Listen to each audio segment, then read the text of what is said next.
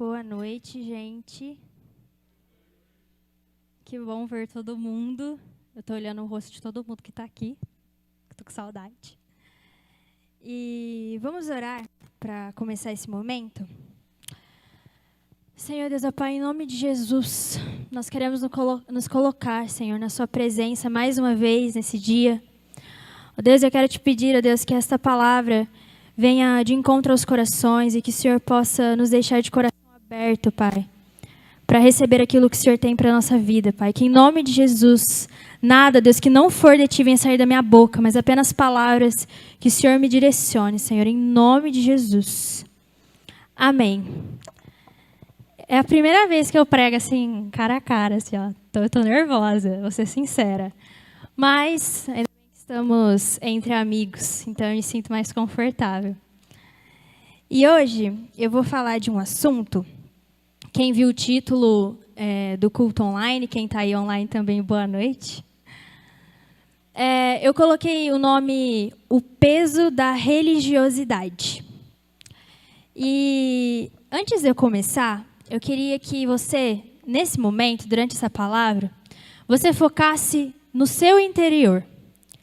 Porque às vezes a gente fica, nossa, essa palavra serviria para fulano, ou serviria para outra pessoa, ou os cristãos deveriam ouvir isso. Só que quando a gente faz isso, a gente tira o foco da gente.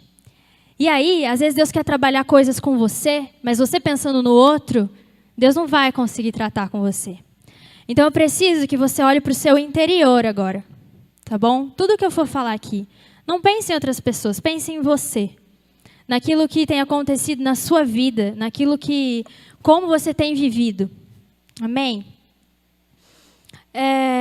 Eu quero que vocês abram, por favor, em Mateus.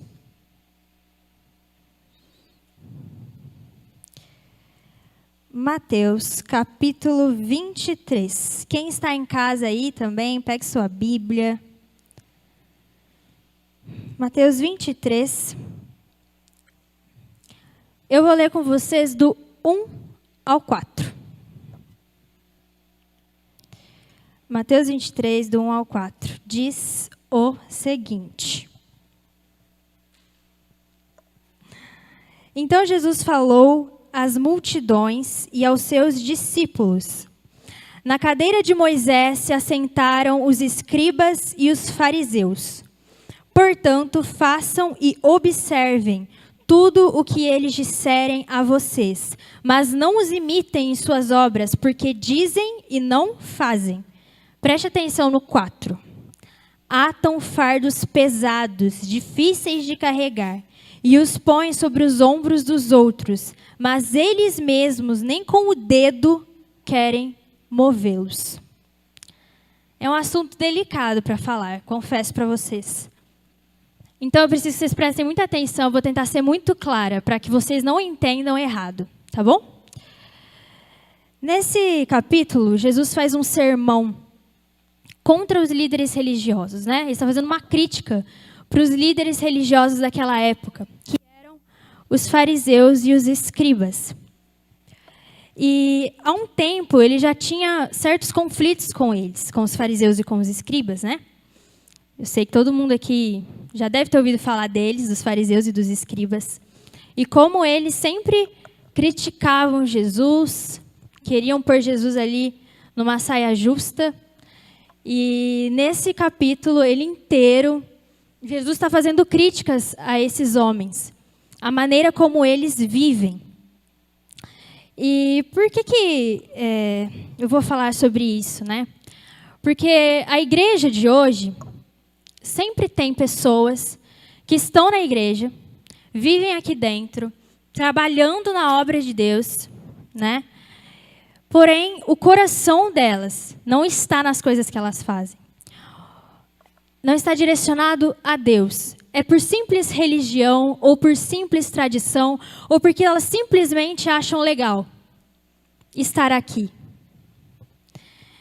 E isso é muito perigoso, porque a gente pode cair nisso.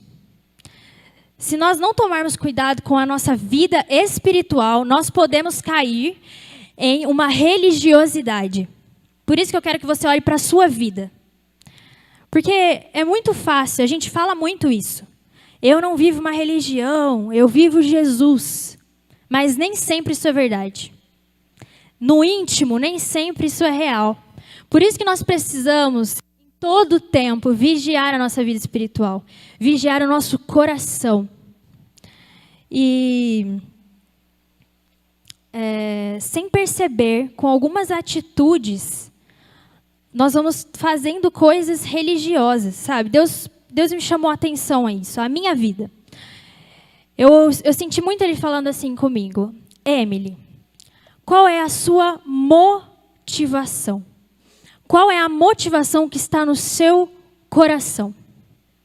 Vocês concordam comigo que a motivação do coração da Vitória, eu, Emily, não conheço? Eu posso ver ela fazendo, mas a verdadeira motivação, só quem sabe é ela e Deus. A Kelly do mesmo jeito, Bruna, todos que estão aqui, eu não conheço o coração de vocês. Então tem muitas coisas que estão no nosso coração, que só quem sabe é a gente e Deus. E Deus começou a me perguntar em tudo que eu fazia, por mais simples que vocês pensem que for. Para vocês terem ideia, vocês vão achar até bobo, mas ele falou, Emily, por que você grifa a sua Bíblia? Qual é a motivação do seu coração quando você faz isso? É para mim? Ou é para quando alguém pegar a sua Bíblia, abrir e falar, nossa, olha, ela estuda, hein? Tá vendo a diferença? Nas mínimas coisas, Deus começou a chamar a minha atenção. Qual é a motivação do seu coração no que você faz? Em tudo que você faz. E a religião é um conjunto de atos, né, de regras, que tem o objetivo de chegar a Deus. Né? Em latim, religare, que é religar a Deus. E os fariseus e os escribas, eles viviam a religião. A vida deles era em prol dessa religião, era em prol dessas tradições. As tradições, eles eram muito apegados às tradições. E os fariseus, eles sabiam a lei de cor. Eles eram mestres, porque eles ensinavam as pessoas. Então, eles sabiam muito bem. Eles não eram pessoas ignorantes. Eles sabiam a lei. E os escribas, de tanto copiar, eles também decoravam e também sabiam de cor. Por isso, mestres. Além disso, eles tinham uma autoridade sobre o povo. Eles tinham uma autoridade sobre as pessoas. Eles eram vistos como pessoas importantes, como referência, muitas vezes. E a vida deles era baseada nessas tradições e em tudo isso. O problema é que, como aqui o que a gente leu, Jesus chama a atenção que eles não viviam o que eles pregavam. Eles não viviam o que eles pregavam. E o que eles viviam não era com uma boa motivação. A motivação deles era distorcida. Por mais que por fora as pessoas vissem algo, por dentro era podre. E isso é muito perigoso, porque às vezes a gente fala, nossa, os fariseus, não sei o quê. Mas a gente, às vezes, está sendo um e não percebemos. Além disso, eles cobravam o povo. Eles cobravam do povo essa vida irrepreensível que eles mesmos não viviam. Mas eles cobravam porque eles tinham essa autoridade. Mas a religiosidade deles, vocês percebem isso? Que a religiosidade deles impediu deles reconhecerem quem era Jesus. Eles não reconheceram quem era Cristo. Eles sabiam a lei, mas a religiosidade, o apego à tradição, os impediu de ver Jesus, de crer em Jesus. Jesus foi uma incógnita para eles. Eles tentavam de todo jeito, porque eles ficaram, cara, quem que é esse cara? Eles não reconheceram. A sua religiosidade ela pode estar sendo um empecilho para você conhecer e reconhecer e ter comunhão com Deus.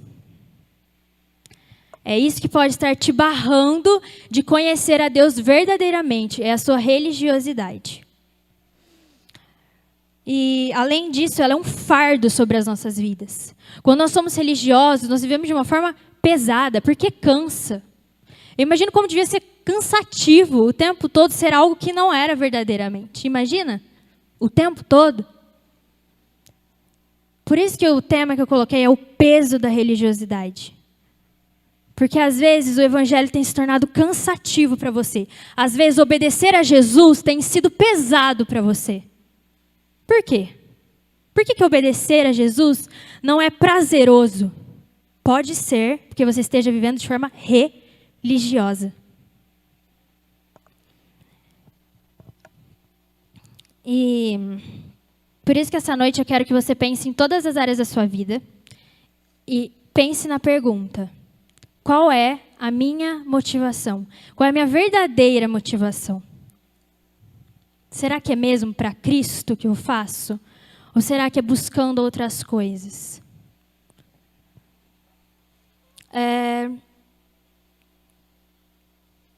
Abram comigo em Mateus 23, deixa aberto, aliás, né? Acho que já todo mundo aí. E eu vou ler com vocês o 27 e o 28. Fala assim, ó.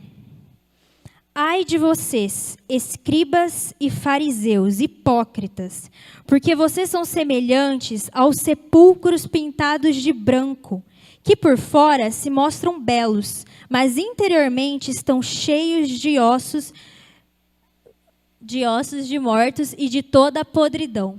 Assim também vocês, por fora, parecem justos aos olhos dos outros, mas por dentro estão cheios de hipocrisia e maldade.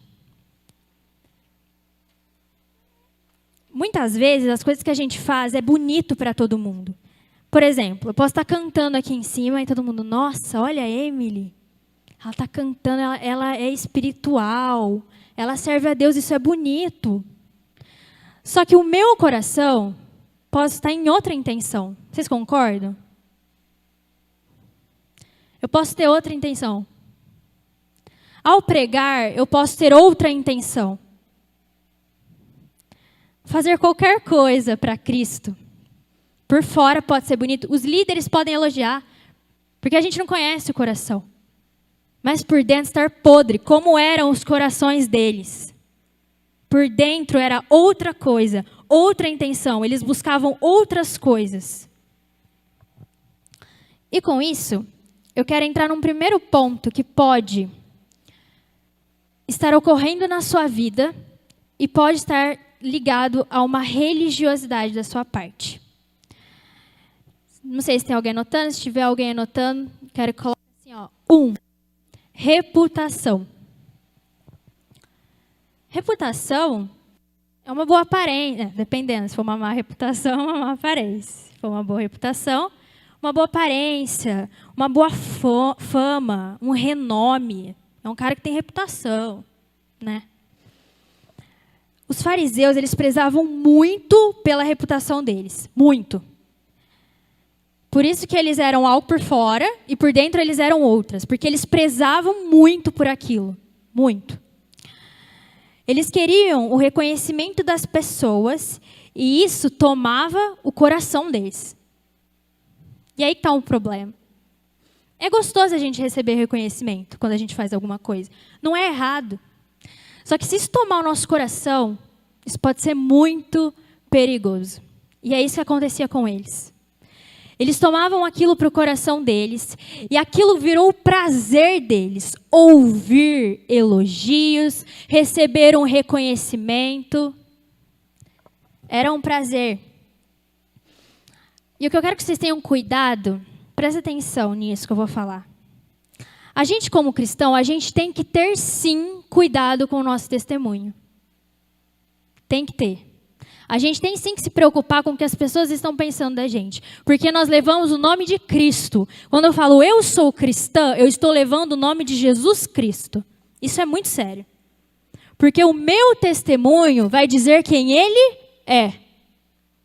Então, se eu estiver dando um mau testemunho, eu vou estar sujando o nome de Cristo. Pode ser que alguém olhe e fale, ah lá, o cristão, será que Jesus Cristo era assim também? É muito sério isso.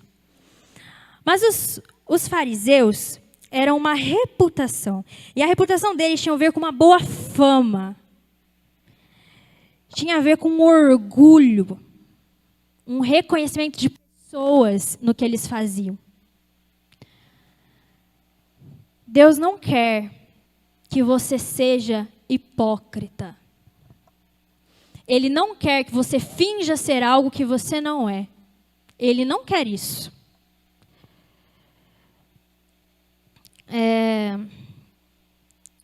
Algumas semanas atrás, gente, você está muito meus amigos, as pessoas que pregou na última vez, porque tem tudo a ver. O Luca e o Edu fizeram um complô umas 2 semanas atrás, e foi um final de semana falando sobre arrependimento, falando sobre como nós vemos que nós somos maus. O nosso coração é mau, e é por isso que a gente tem que tomar cuidado com ele. É por isso que você tem que prestar atenção no que você está sentindo e prestar atenção em qual é a motivação verdadeira dele. Porque quando nós ouvimos elogios, a gente tem que aprender, a gente tem que tomar cuidado para onde esses elogios estão vindo. Nossa, você pregou bem hoje, hein? Será que eu vou tomar? Nossa, eu sou demais, cara. Sou top. Ou será que eu vou falar? Não preciso falar para a pessoa, mas toda a honra e toda a glória de Deus. Porque eu sei que sem Ele, nada acontece. Está vendo a diferença? Nosso coração é ruim, gente. Ele é ruim. A gente viu isso há umas semanas atrás. Por isso nós temos que tomar cuidado com ele. Mateus 23 ainda. Mas eu quero ler com vocês o versículo 5 ao 8. 23, 5 a 8, diz assim: praticam todas as suas obras a fim de serem vistos pelos outros, pois alargam seus filactérios e alongam as franjas de suas capas. Gostam do primeiro lugar nos banquetes e das primeiras cadeiras nas sinagogas, das saudações nas praças e de serem chamados de mestre.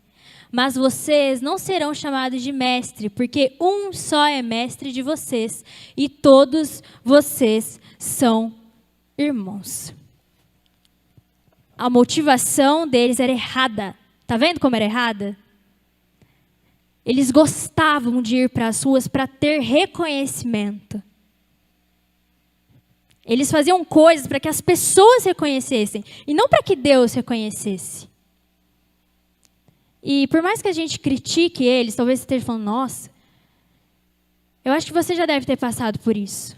De algum momento, você ter tomado alguma coisa para você que não era sua. Uma glória que não era sua.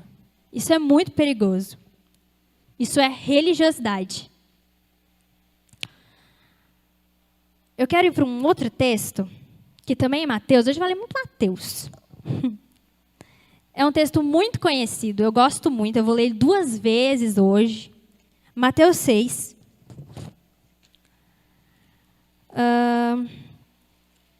Mateus 6.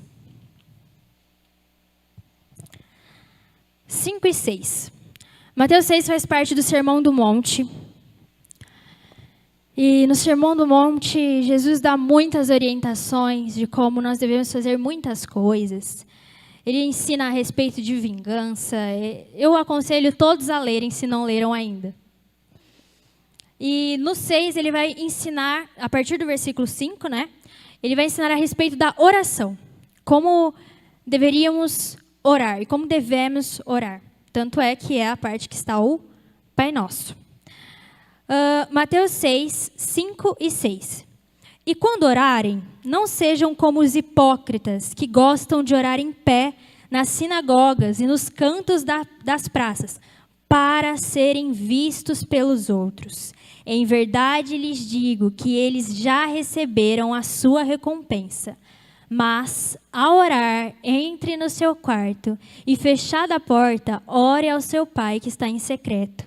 E o seu pai, que vê em secreto, lhe dará a recompensa. Olha o 5, está falando dos hipócritas. Eles iam orar em voz alta para receber o quê? Reconhecimento de quem? De pessoas. Para as pessoas olharem para eles e falarem, olha lá como ele é espiritual. Talvez você tenha feito coisas que, mesmo que você não pense, vou fazer isso para receber reconhecimento, mas a intenção do seu coração é essa. Por mais que você não a aceite. Estou falando isso porque eu já passei por isso. E aí Deus precisou chamar minha atenção. Falar, presta atenção. Qual que é a intenção do seu coração? Por que você senta para ler a Bíblia todo dia? É para tirar foto da sua Bíblia e postar no Stories para as pessoas pensarem o quanto você é espiritual?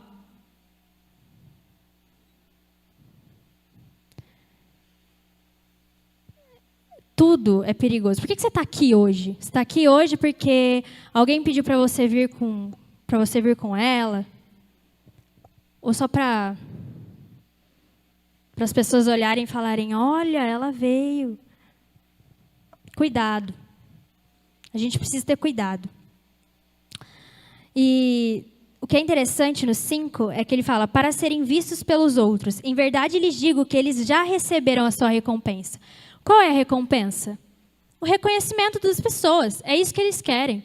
A recompensa eles já estão tendo, que é o reconhecimento dos humanos. Eles já estão tendo. Raso. Porque eles poderiam estar recebendo o reconhecimento de um pai, de um Deus grande e poderoso, mas se limita a reconhecimentos humanos.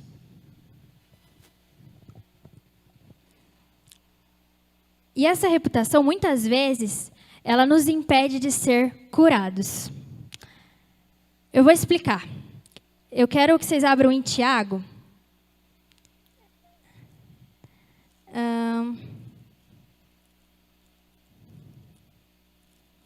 Tiago 5, 16. Tiago 5,16 diz assim, portanto, confessem os seus pecados uns aos outros e orem uns pelos outros, para que vocês sejam curados. Por que isso tem a ver com reputação? Um exemplo meu. Aqui, Tiago fala que para a gente ser curado, a gente tem que confessar nossos pecados uns aos outros, certo? E confessar pecado para pessoas é difícil. Não sei se você já passou por essa situação. É difícil. Por quê?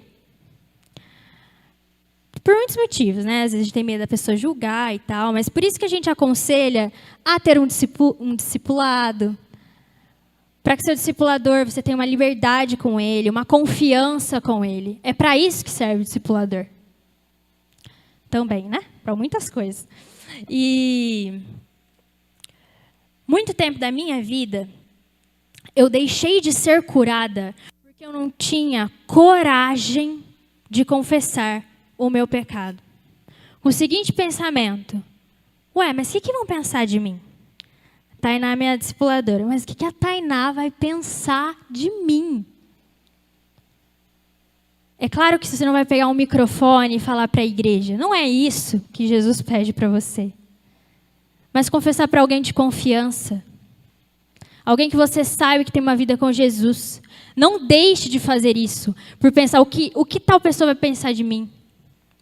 Isso é ter reputação, amor. Nossa, mas eu sou a Emily. Nossa, eu sou a filha da Renata. O que as pessoas vão pensar de mim? O que a Tainá vai pensar de mim?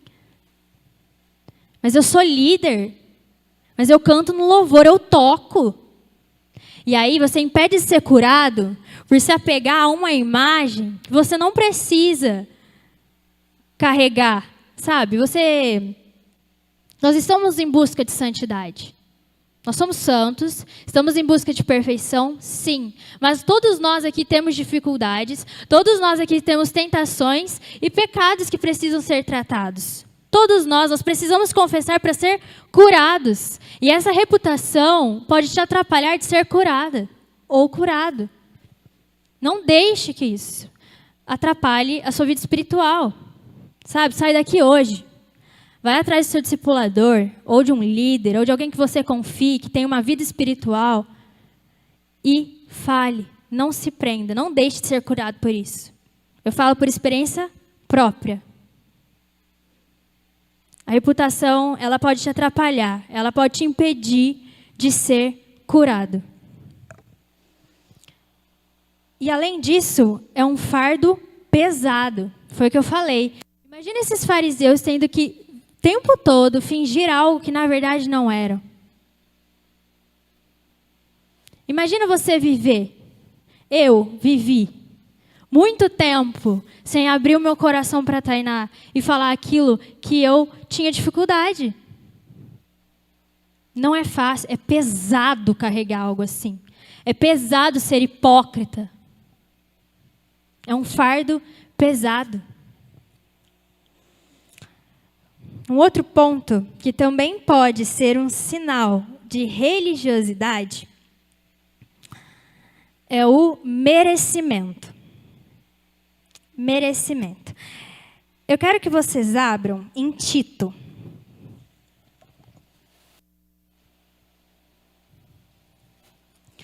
Tito 3. E eu vou ler com vocês do 3 ao 6. Por que merecimento? Quando nós não entendemos a graça, nós não entendemos o que Cristo fez por nós, nós vamos tentar ficar merecendo a salvação com atitudes. E isso é um erro. Isso é um fardo pesado que você não precisa carregar. Tito 3, do 3 ao 6, diz o seguinte: pois nós também no passado éramos insensatos, desobedientes, desgarrados, escravos de todo tipo de paixões e prazeres, vivendo em maldade e inveja, sendo odiados e odiando-nos uns aos outros. Mas, quando se manifestou a bondade de Deus, nosso Salvador, e o seu amor por todos, Ele nos salvou não por obras de justiça praticada por nós, mas segundo a sua misericórdia. Ele nos salvou mediante o lavar regenerador e renovador do Espírito Santo, que Ele derramou sobre nós ricamente por meio de Jesus Cristo, nosso Salvador. Por que nós somos salvos? É por justiça nossa? É pelo que a gente faz? É por obras? Não. Nós não somos merecedores. Não importa o que você tente fazer, você não merece. E é por isso que se chama graça. Quando a gente fica com a mentalidade de que nós precisamos merecer a salvação, nós vamos ficar correndo e uma hora vai cansar, sabe por quê? Porque você não vai merecer. É graça, é um presente, não é por justiça sua.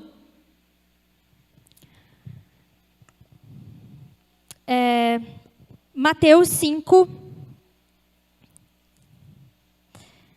17. Não, Mateus 5, vou ler 17 até o 20. Essa semana, Deus,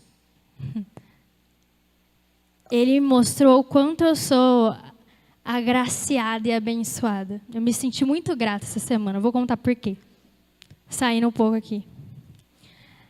Eu senti muito Ele falando assim, ó, olha como você é abençoada, as pessoas que você tem à sua volta.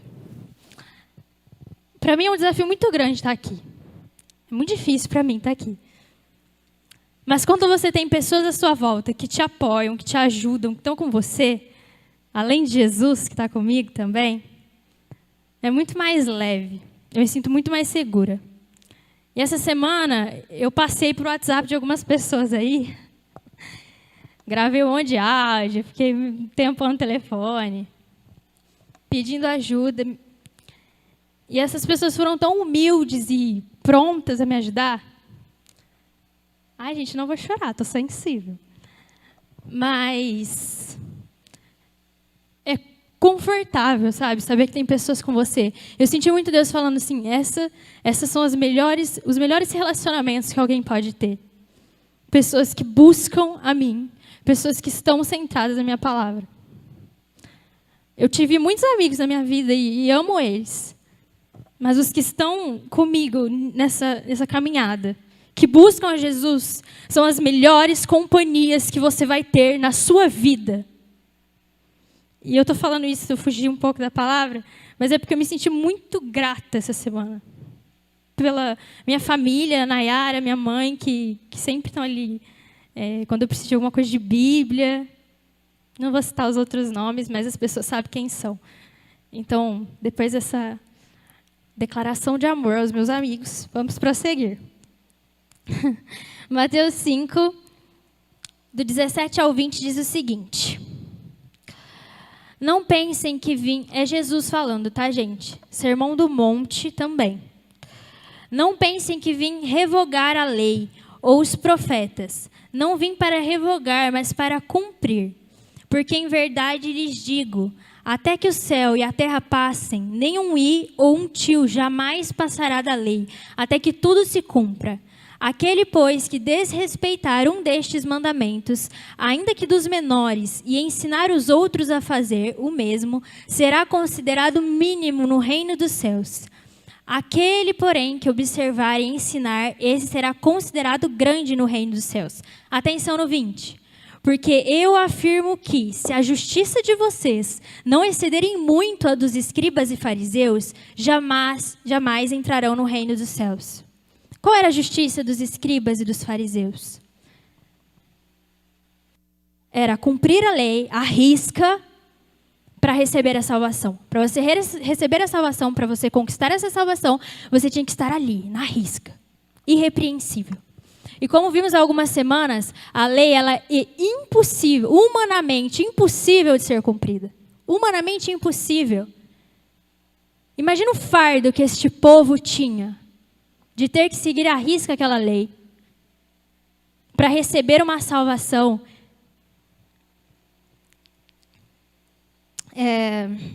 Vamos para Filipenses agora. 7. Não, Filipenses 3.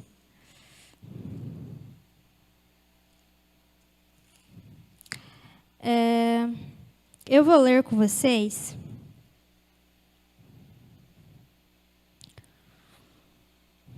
Espera aí que falou aqui, gente. Achei. Filipenses 3, vou ler com vocês do 7 ao 9. É Paulo falando. E antes disso, Paulo vai falando que antes de conhecer a Cristo, verdadeiramente, os títulos que ele tinha, fariseu, perseguidor, títulos que antes ele tinha orgulho de tê-los, a reputação dele. E aí no 7 ele diz assim, mas o que para mim era lucro, isso considerei perda por causa de Cristo. Na verdade, considero tudo como perda por causa da sublimidade do conhecimento de Cristo Jesus, meu Senhor. Por causa dele, perdi todas as coisas e as considero como lixo para ganhar a Cristo e ser achado nele.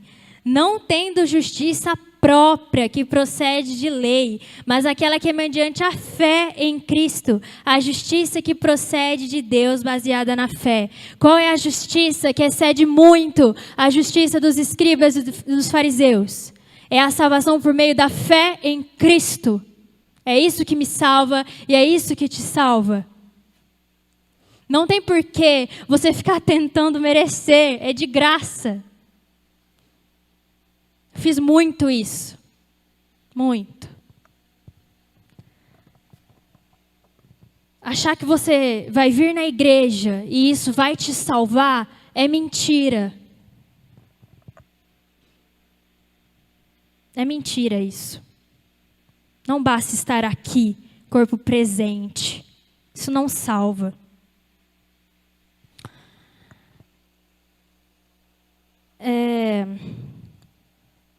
Aí você vai falar assim, Emily, então se nada que eu faço vai poder merecer, então eu posso sair fazendo, pecando, né?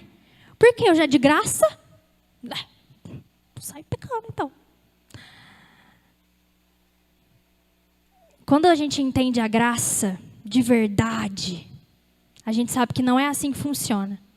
Eu pus uma frase aqui que é uma frase muito Edu, gente. Não foi ele que me falou, mas eu acho que ele deve ter falado em alguma pregação dele. Seja que já ouviram a pregação do Edu, fala se não é a cara dele. Mas presta atenção na frase também, tá? Você não deixa de pecar para receber a graça, mas porque recebeu a graça, recebe o privilégio de não viver mais em escravidão de pecado. Quando a gente entende o que Cristo fez por mim, quando a gente entende o que Cristo fez por você, nós reconhecemos que nós não precisamos viver em escravidão de pecado.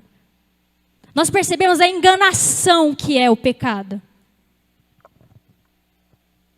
Eu não deixo de pecar para receber a salvação, mas é porque eu entendi o que Ele fez por mim na cruz. É porque eu entendi que agora eu sou filha, e que eu tenho uma identidade, e que Ele tem coisas para a minha vida. E eu não vou negociar isso por pecado. É por isso que a gente busca não pecar. É por isso que eu busco uma intimidade com Ele. Eu não sento para ler minha Bíblia querendo uma salvação. Eu já tenho, e é por isso que eu quero intimidade com aquele que me salvou, com aquele que me transforma e com aquele que tem coisas grandes para a minha vida. É por isso. Não tente merecer algo que não tem jeito. Você vai se cansar de correr atrás de algo que você não vai conseguir. Se você aceitou Jesus como Senhor e Salvador da sua vida, verdadeiramente você entendeu a graça, você não vai querer mais viver em escravidão de pecado. Você vai ter prazer na lei, prazer em obedecê-lo.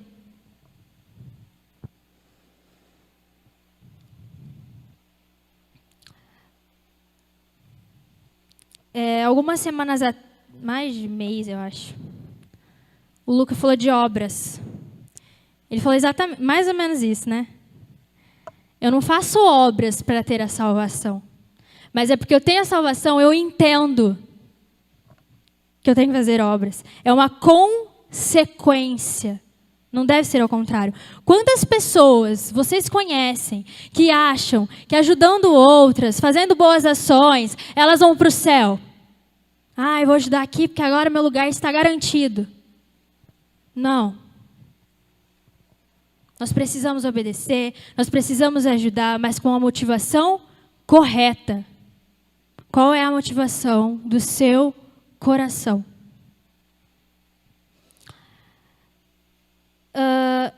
Gálatas 3.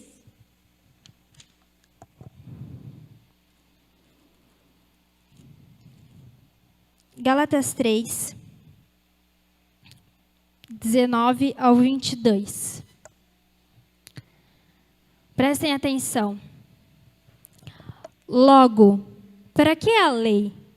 Ela foi acrescentada por causa das transgressões, até que viesse o descendente a quem se fez a promessa. Quem é o descendente? Cristo. E foi promulgada por meio de anjos pela mão de um mediador. Ora, o mediador não é de um só, mas Deus é um só. 21. Seria então a lei contrária às promessas de Deus? De modo nenhum. Porque se fosse promulgada uma lei que pudesse dar vida, então a justiça seria de fato procedente da lei. 22. Mas a Escritura encerrou tudo sobre o pecado, para que mediante a fé em Jesus Cristo a promessa fosse concedida aos que creem. Você é salvo mediante a fé em Jesus Cristo. Mas isso não te dá legalidade para sair pecando, em viver em pecado. Terceira coisa que eu pontuei que pode te levar à religiosidade. Terceirização da voz de Deus. Terceirizar, Vou dar uma de vestibulanda aqui. Quando eu falo uma empresa que ela tem um trabalho terceirizado, então eu tenho uma empresa e eu quero terceirizar a parte da limpeza. Eu contrato outra empresa que só faz isso para ela cumprir esse papel dentro da minha empresa. Então, eu terceirizei a limpeza da minha empresa, contratando outras pessoas que façam esse serviço para mim. Isso é terceirização. Terceirização da voz de Deus. Muita gente tem feito isso, muita gente tem passado por isso.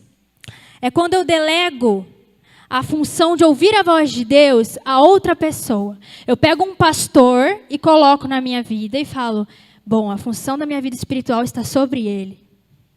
Um líder, a função da minha vida espiritual está sobre ele. A responsabilidade da minha vida espiritual está sobre ele. Pego um influencer digital gospel e coloco. A minha vida espiritual, ele vai fazer. Eu delego a ele. Tudo que eu for escutar de Deus tem que vir por meio dele.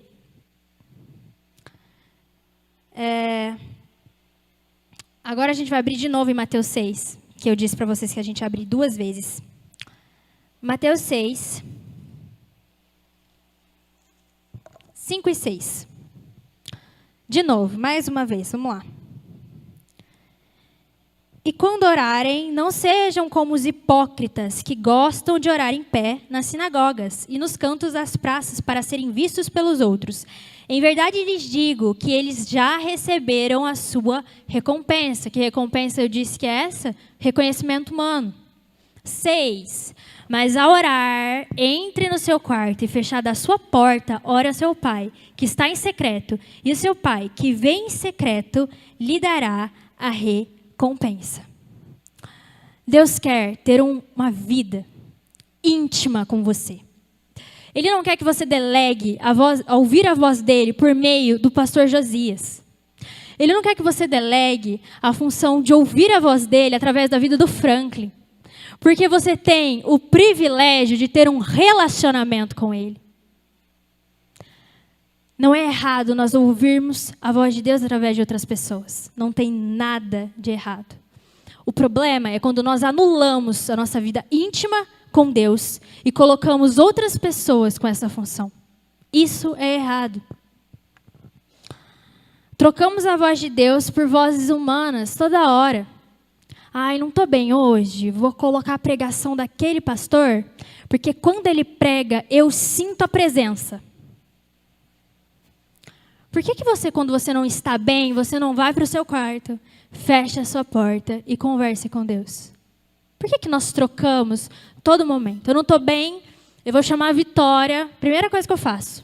Vitória, não sei, vai para Deus. Você tem o privilégio de ter um relacionamento íntimo com Ele. E Ele pode resolver o seu problema. A Vitória muitas vezes não vai poder resolver o meu problema. Deus pode. A gente quer comida pronta. A gente quer vir, sentar, ouvir e falar, nossa, está pronta aqui, ó. Só comer. A gente quer comida pronta, mas nós não queremos o privilégio, a recompensa de preparar uma comida com Ele. A gente abre mão dessa experiência de ter segredos com Ele.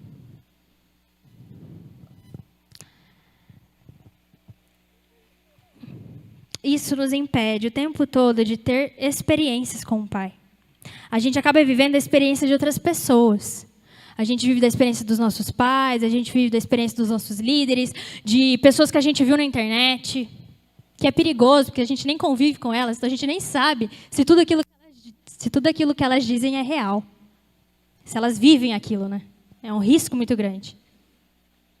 Pastor, eu vejo a vida dele, eu conheço ele. Mas mesmo assim, eu preciso dar prioridade ao meu momento íntimo com o Pai. Eu preciso dar prioridade à voz dele. Você tem esse privilégio, você entende isso? Você tem o privilégio de ouvir Deus falando com você? Ele contar coisas para você? E a gente troca isso o tempo todo.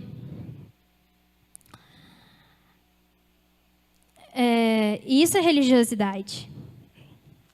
Hoje eu preciso ouvir o pastor tal. Não vou na minha igreja porque hoje eu não estou bem. Aí eu vou lá na outra igreja que tem um pastor, porque quando ele fala, nossa, meu coração... Isso me lembra muito Moisés, né? Moisés era um mediador ali entre os israelitas que saíram do Egito e Deus. Então, o povo não queria ter com Deus. Eles queriam que Moisés fosse, vivesse lá a experiência dele, voltasse e contasse para eles o que Deus estava querendo dizer. Eles perdiam a oportunidade de viver algo. E quando Moisés demorou para descer um pouquinho, o que eles fizeram? Eles se esfriaram, eles perderam o foco, construíram ídolos, se desviaram totalmente. Sabe, nessa quarentena, tem muitas pessoas, e talvez você conheça pessoas assim, que se desviaram totalmente, porque não tinha uma comida aqui, pronta. Ou não tinha paciência de assistir online, e aí deixava de ter a comida, porque ela não ia para o secreto preparar com o pai. E elas se esfriaram e elas se desviaram.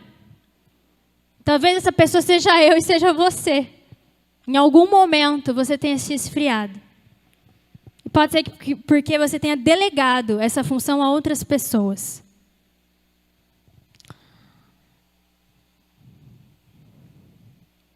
Quando somos íntimos de Deus, quando nós conhecemos Ele, nós vemos que o fardo dele não é pesado. Não fica difícil obedecer a Deus, nós temos prazer em servi-lo. Difícil é, nós temos uma carne aqui. Mas é prazeroso obedecer a Deus, fazer a vontade dEle. Quando nós vivemos pecando, a gente sente uma coisa ruim aqui dentro, porque a gente sabe que a gente está errado. Mas com Deus, o fardo é leve, é suave. E é lógico que eu vou ler um versículo que todo mundo deve estar esperando eu ler, né? Mateus 11, 28. Do 28 ao 30. Jesus disse: venham a mim todos vocês que estão cansados e sobrecarregados, e eu os aliviarei. Tomem sobre vocês o meu jugo e aprendam de mim, porque sou manso e humilde de coração, e vocês acharão descanso para a sua alma, porque o meu jugo é suave e o meu fardo é leve. O oposto de uma religiosidade que ata fardos pesados sobre mim e sobre você. O jugo dele é suave e o fardo dele é leve. Jugo era um pedaço de madeira. Me corrijam se eu estiver errado aí, pastor Franklin, o Old aí também. Era um objeto de madeira que era colocado nos ombros dos animais, que facilitavam o transporte, qualquer coisa, né, que eles queriam transportar, e eles colocavam esse negócio de madeira, assim. Às vezes era um só, às vezes eram dois. E esse jugo, ele era para facilitar esse transporte da carga de uma forma equilibrada nos corpos. Então, o peso tinha que ser igual, proporcional, equilibrado para conseguir. Se o fardo era muito pesado, não funcionava, não dava muito certo. E por isso que Jesus usa essa analogia de que o jugo dele é suave e o fardo dele é leve. Porque não era algo pesado de carregar. Na literatura judaica, o jugo era a somatória das obrigações que uma pessoa devia assumir. Então, eles tinham esse linguajar de jugo, que era a somatória dessas obrigações que as pessoas tinham. Por isso que o jugo dos fariseus era algo pesado. Porque eles colocavam coisas a mais do que Jesus pedia. Por isso que tem aquela coisa de jugo desigual num casamento, né? Acredito que seja por isso. Porque quando o fardo é diferente, não dá certo. Não rola. Vou ler o último versículo agora para acabar. está lá em Isaías 29, 13. Isaías 29, 13. Diz o seguinte: o Senhor disse: visto que este povo se aproxima de mim com a sua boca e com os seus lábios me honra, mas o seu coração está longe de mim, e o seu temor para comigo consiste só em mandamentos ensinados por homens. O coração de Deus não é tocado pela tradição na adoração, mas pela paixão e pelo empenho. Talvez você, essa noite, se encontre sem paixão. Tem tudo a ver com o que o Lucas pregou semana passada. Às vezes a gente se esfria, as nossas motivações são distorcidas. Às vezes você ouvindo isso, você viu que realmente há coisas na sua vida que estão ligadas à religiosidade. Sabe, ainda bem que a gente tem o Espírito Santo que nos realinha para o caminho correto, para a motivação certa e correta. Talvez caminhar com Jesus esteja sendo muito pesado para você. Por isso que ele diz que o jugo dele é suave e o fardo dele é leve. Não viva uma religiosidade. Não viva isso. Viva Cristo. Viva a liberdade que tem nele. Não troque isso por nada. Não troque isso por nada passageiro. Eu quero fazer uma oração agora. Quero que você feche os olhos, baixe sua cabeça. Talvez você esteja carregando alguns fardos que Jesus não pediu para você carregar. Talvez seja difícil, mas essa noite eu quero fazer uma oração.